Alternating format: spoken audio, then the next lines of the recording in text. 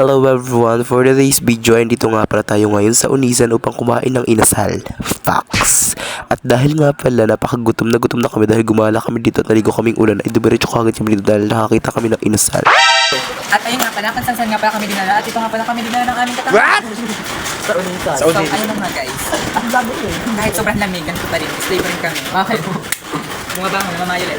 At ito nga pala i-order na rin kami dito ngunit wala nga pala may 1 take 1 kaya bumili na kami tig-isa tigit 129. Huy, hindi ka mabubuhay for this video. Kung tamo na kami sa palengke gandahan kami dito. Napakadami nga pala ditong food. Sarap na masanas nila. Hindi ka gagano katulad ng masanas at porridge guys. Napaka-perfect at napaka-fresh nila. Oh my God. Sa Unisan.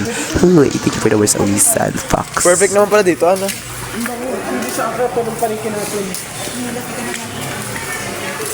Ngayon po, ay nakita na po namin ang ihitan dito.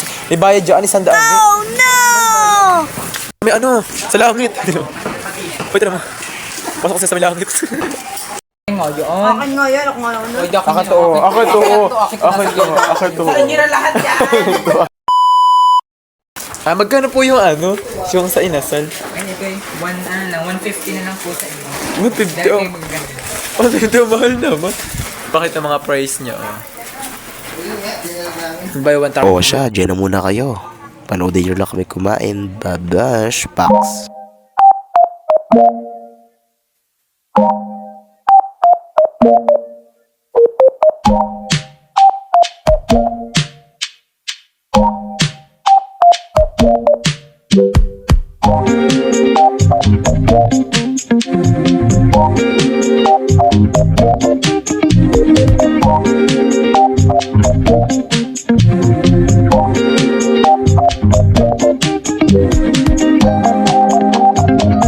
Salamat sa panonood. Hanggang dito na lang.